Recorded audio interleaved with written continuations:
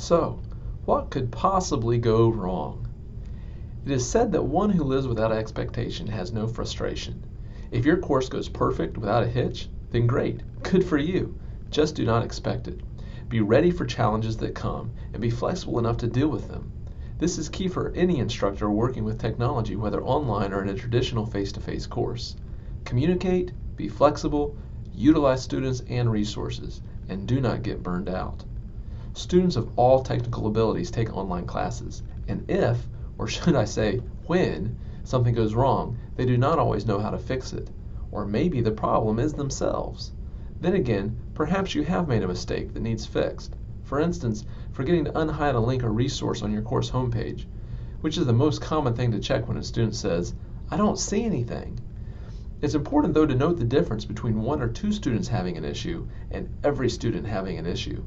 If some students are accessing and completing the work, it is a student issue. If no one can access the info, it is a you issue. Whatever the case, do not get burned out or frustrated trying to answer everything yourself. Be flexible and expect your students to be flexible as well. Things will go wrong, but how you deal with the issues will determine the stress level for both you and your students. Be proactive by having a help thread in the general discussion area on your page, where students can post technical or general questions that other students might be able to answer. Advertise the help thread in your welcome message as the go-to place for Q&A and encourage students to be active in helping each other. If you feel the need, you might even offer some incentives for those students who do help. Leveraging student knowledge to help each other can be extremely beneficial to both you and the students they are helping. It is one less thing to frustrate you and take up your time, and the students often have quicker response time, which help limit the frustration of the student that's in need. If students do ask you and you don't know off the top of your head, have them try to search Google first for the answer, especially if the question is something about something other than the course information.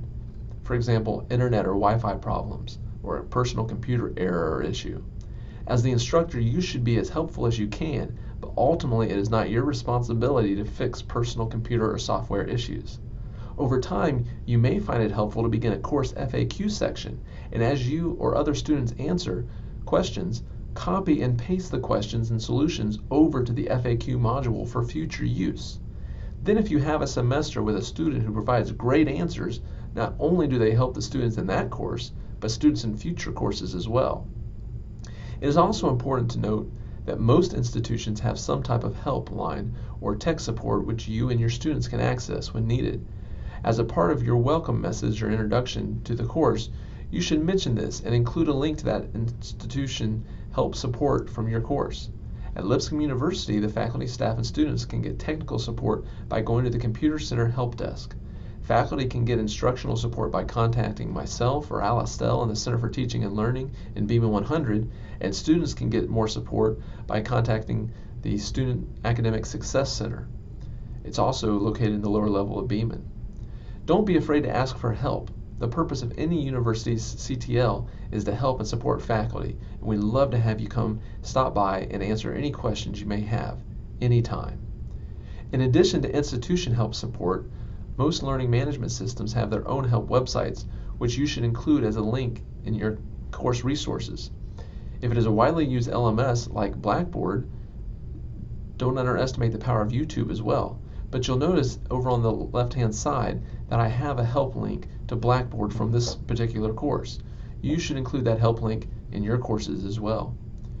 You will be able to find some great instructional videos for Blackboard covering topics such as discussion boards, uploading assignments, checking grades, and more, including the discussion board video that I included in this course.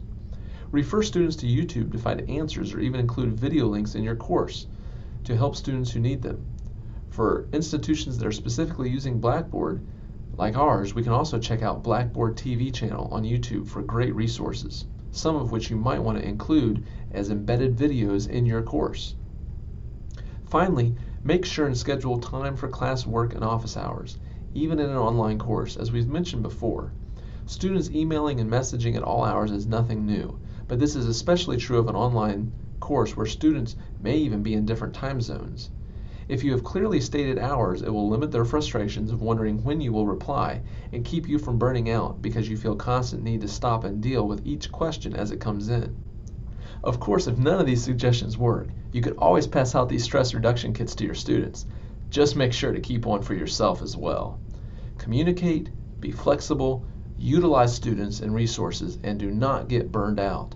All keys to successfully teaching an online course. Enjoy a few more of these what could possibly go wrong picks, because of course, what could possibly go wrong?